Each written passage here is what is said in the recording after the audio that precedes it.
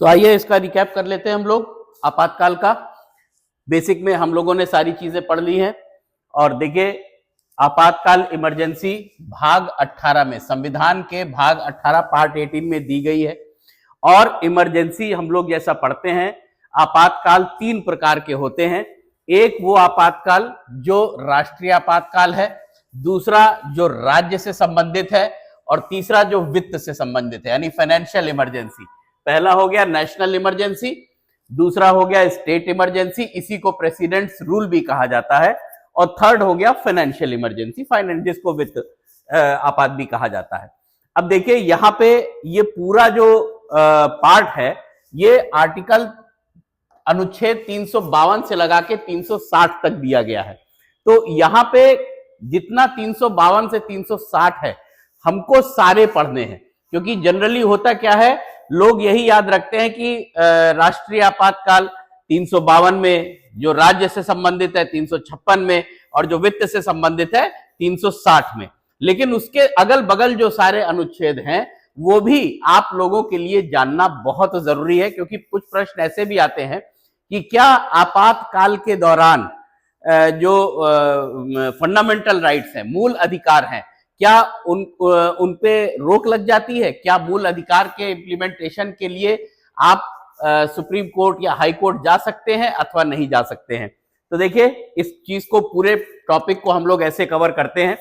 फिर से देखिए एक बार यहां पे कि नेशनल इमरजेंसी 352 से शुरू है, तो ध्यान रखिएगा 352 में दिया तो हुआ है राष्ट्रीय आपात के बारे में, लेकिन उसी से संबंधित 353, 354 और उसके बाद 358, 359 है।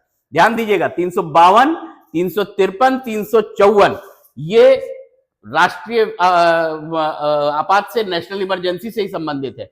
और आखिरी में 358 और 359 ये भी संबंधित है राष्ट्रीय आपात से ही, नेशनल इमरजेंसी से। लेकिन ये बात करता है 358, 359 कि कब फंडामेंटल राइट्स, जो आपके मूल अधिकार हैं, वो कौन कौन से मूल अधिकार जब आपातकाल चल रहा होगा तो आपको प्राप्त नहीं होंगे, इनकी बात करता है।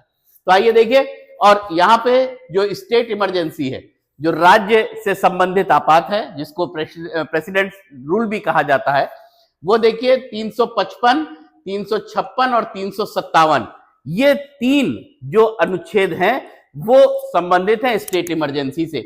लेकिन यहीं से काम नहीं चलेगा, इसके अलावा हम लोगों को 2 अनुच्छेद और देखने पड़ेंगे, 256 और 257। ये भी हमारे लिए देखना बहुत जरूरी है, क्योंकि तभी हम लोग प्रॉपरली इसको समझ पाएंगे। और साथ ही साथ अगर आप देखना चाहें तो 365 ये भी संबंधित है स्टेट इमरजेंसी से ही, राज्य के आपातकाल से ही संबंधित है। तो आइए देखिए, सबसे पहले तो हम लोग, और कंपैरेटिव हमने इसीलिए आप लोगों के लिए चार्ट बना दिया है कि कंपैरेटिव आप लोगों को आसानी से समझ भी आ जाएगा और सारी चीजें क्लियर हो जाएंगी।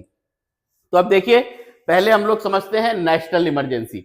नेशनल इमरजेंसी में क्या है, 352 में सारे इससे संबंधित सारी चीजें दी गई हैं। तो पहली चीज तो ध्यान दीजिएगा कि नेशनल इमरजेंसी की उद्घोषणा, राष्ट्रीय आपात की उद्घोषणा करता कौन है? तो हमेशा ध्यान रखिएगा, प्रेसिडेंट, राष्ट्रपति। और यहां पे देखिएगा, तीनों को अगर हम लोग कंपैरेटिव कर लें तो स्टेट इमरजेंसी की भी, राज्य से संबंधित की भी उद्घोषणा करता कौन है? राष्ट्रपति करता है। और अगर यहां पे देखिए, फाइनेंशियल, वित्त आपात जो है, उसकी भी राष्ट्रपति ही उद्घोषणा करता है। तो पहली चीज तो जो जानने लायक है कि तीनों जो आपातकाल हैं उसकी उद्घोषणा हमेशा राष्ट्रपति करता है। अब देखिए कब कब करता है।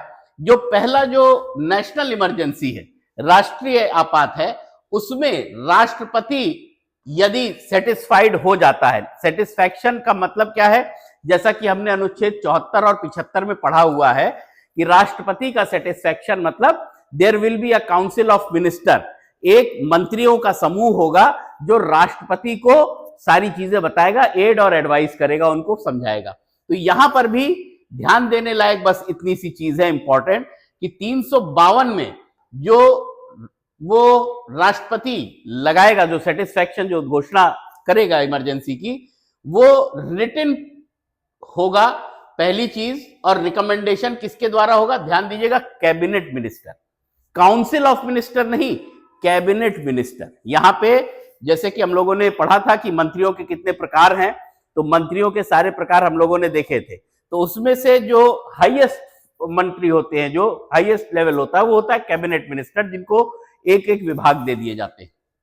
तो जो भी कैबिनेट मिनिस्टर का काउंसिल होगा, वो उसमें प्रधानमंत्री भी शामिल है, वो लोग राष्ट्रपति को लिखित में, इन राइटिंग, ये भी ध्यान रखिएगा, लिखित में जब रिकमेंड करेंगे कि भाई ऐसी स्थिति आ गई है कि राष्ट्रीय आपात लगाया जाए, तब राष्ट्रपति उद्घोषणा करेगा। अच्छा, ये जो कैबिनेट मिनिस्टर हैं, ये किस आधार पर राष्ट्रपति को रिकमेंडेशन करेंगे, ये जानिए। तो यहां पे देखिए 3 आधार दिए गए हैं। पहला तो हो गया युद्ध के मामले में, वार, अगर वार की सिचुएशन है। दूसरा हो गया बाह्य आक्रमण, एक्सटर्नल अग्रेशन अगर हुआ है तो दूसरा कारण वो हो सकता है।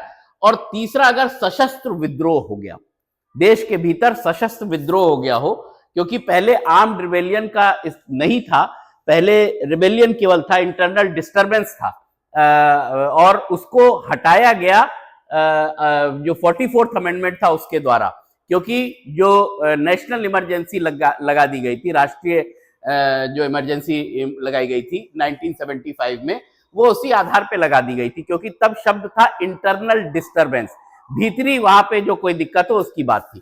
तो इसीलिए उसको हटा करके अब आर्म्ड रिबेलियन कर दिया गया कि यदि देश के भीतर कोई सशस्त्र विद्रोह हुआ हो तब भी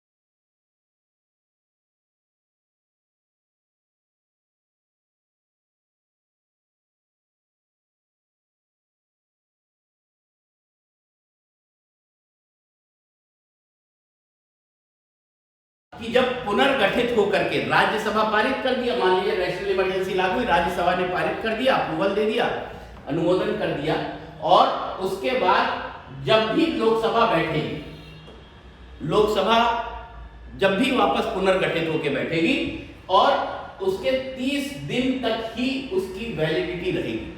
30 दिन के भीतर अगर उसको लोकसभा ने अनुमोदित नहीं किया तो वो अपने आप लैप्स हो जाएगी।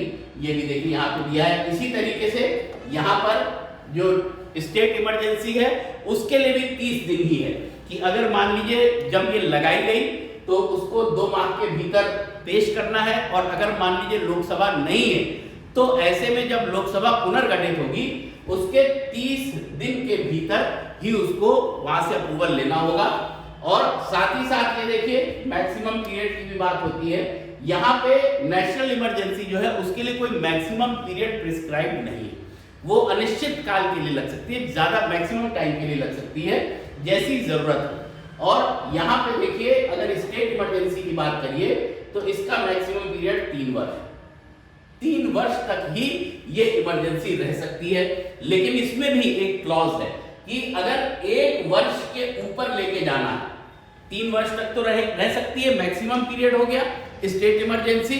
लेकिन अगर 1 वर्ष से ऊपर लेके जाना है तो 2 चीजें आपको साबित करनी पड़ेगी। पहली क्या, या तो देश में नेशनल इमरजेंसी राष्ट्रीय आपात लगा हुआ हो, या फिर क्या हो, इलेक्शन कमीशन कह दे कि उस राज्य में अभी ऐसी स्थिति नहीं है कि हम वहां पे चुनाव करवा सकें। तब ऐसे में ये 3 वर्ष तक, 1 वर्ष से अधिक हो सकती है। तो मैक्सिमम पीरियड 3 वर्ष है, परंतु 1 वर्ष से अधिक अगर लेके जाना चाह रहे हैं तो यहाँ पे आपको ये कंडीशन सेटिस्फाई करनी पड़ेगी। और यहाँ पर भी देखिए वही है कि अगर 30 दिन के भीतर संसद ने अनुमोदन नहीं किया तो वो भी लैप्स हो जाएगी। अब देखिए यहाँ पे नेशनल इमरजेंसी में कुछ और चीजें यहाँ पे जानना आपके लिए जरूरी है कि मान लीजिए लोकसभा गठित हुई और उसको लगा कि अब नेशनल इमरजेंसी की जरूरत नहीं है, तो ऐसे में 1/10 जो लोकसभा के सदस्य हैं, 1/10 सदस्य अगर साइन करके ये रेजोल्यूशन उद्घोषणा के लिए दे दें, अगर पार्लियामेंट सेशन में है तो स्पीकर को और सेशन में नहीं है तो प्रेसिडेंट को, कि भाई बैठक करवाई जाए, जिसके लिए एक विशेष बैठक 14 दिन के भीतर आहूत की जाएगी। 14 दिन के भीतर वो बुलाई जाएगी और उसमें अनुमोदन पेश किया जाएगा। अगर पास हो जाता है तो आगे बढ़ जाएगा, नहीं तो वहां से खत्म हो जाएगा। तो यहाँ पे समय इसका निश्चित नहीं है। इतनी चीजें हम लोगों ने तीनों के बारे में देख ली। अब देखिए प्रभाव जानना जरूरी है। यहाँ पे जो नेशनल इमरजेंसी है तो पहला प्रभाव तो उसका ये होगा कि जो भी कार्यपालिका की शक्ति थी, जो भी कार्यपालिका की शक्ति है वो एक्सटेंड हो जाएगी केंद्र की, कि वो कार्यपालिका की शक्ति को राज्यों तक अपने तरीके से उसको निर्देश दे सके। क्योंकि उस वक्त जो है नेशनल इमरजेंसी में जो सेंट्रल गवर्नमेंट है, प्रेसिडेंट जो है वही सारी चीजें देख रहे होते हैं।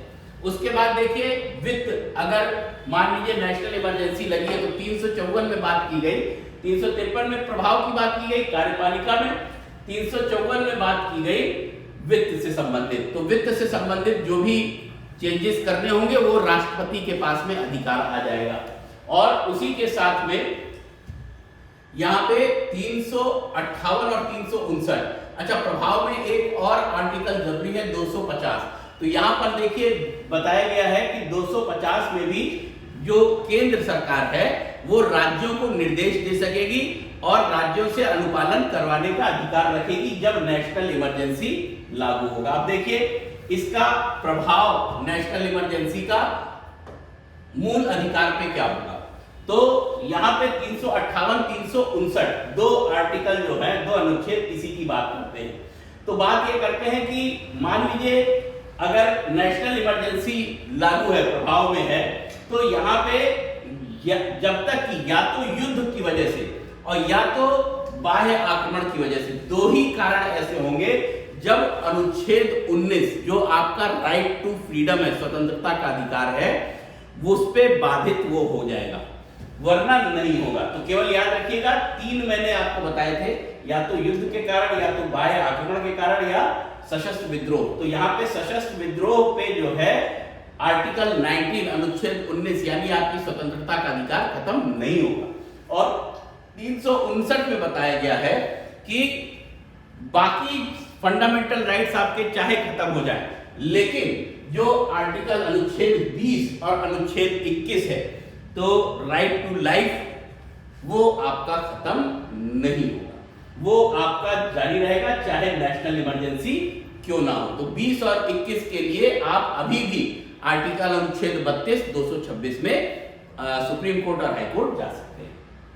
अब देखिए, आइए दूसरे स्टेट इमरजेंसी पे। तो यहां पे देखिए केंद्र की कुछ ड्यूटी दी गई है। तो पहली ड्यूटी तो 355 में दी गई है, अनुच्छेद 355 में। 355 में क्या है कि जो राज्य है उनकी रक्षा करेगा, पहली चीज, और वो राज्य प्रॉपरली चलता रहे, इसकी सारी व्यवस्था, इसकी देखरेख कौन करेगा? यूनियन। जो भारत संघ है वो राज्यों के ऊपर पूरी कंट्रोल रखेगा। ये हो गया आपके 355 में। और इसी तरीके से 256, 257 और 365, ये सारी चीजें आपको मिल जाएंगी अगर इनको आप पढ़ेंगे डिटेल में। तो यहाँ पे आप लोग एक बार देख लीजिएगा, क्योंकि यहाँ पे फिर लेक्चर बहुत लंबा हो जाएगा हमारा अगर उसके डिटेल में चले जाएंगे। तो यहाँ पे क्या है कि ये जो संघ को शक्ति मिली है, अगर इसके हिसाब से कॉन्स्टिट्यूशनल मशीनरी नहीं चल पा रही है राज्य की, लगता है कि राज्य में दिक्कत अब हो गई है और उसको संविधान के अनुसार चलाना संभव नहीं है, तो ऐसे में जो यूनियन है वो गवर्नर से रिपोर्ट मंगा सकता है, और अदरवाइज और प्रेसिडेंट जो है उसकी उद्घोषणा कर सकता है कि राज्य में आपात लग गया है। इसी को प्रेसिडेंट्स रूल भी कहा जाता है। और देखिए इसी तरीके से अगर आप फाइनेंशियल इमरजेंसी को देखिए तो 360 में यहाँ पे हमने आपको चीज एक्सप्लेन कर दी है। तो ये तीनों आपात आपके दिमाग में सेट होने चाहिए, 352, 356, 360, लेकिन उसी के साथ सारे जुड़े हुए अनुच्छेद भी आपको नॉलेज में होने चाहिए, क्योंकि अब वहां से सवाल पूछे जाते हैं कि धारा 357 में क्या है, 358 में क्या है, ये सब चीजें पूछी जाती है। चलिए, बहुत बहुत धन्यवाद, बहुत बहुत आप लोगों को मैं शुभकामनाएं दूंगा कि आप लोगों का आगे आने वाले एग्जाम बहुत अच्छे से हो जाए। चलिए, नमस्कार।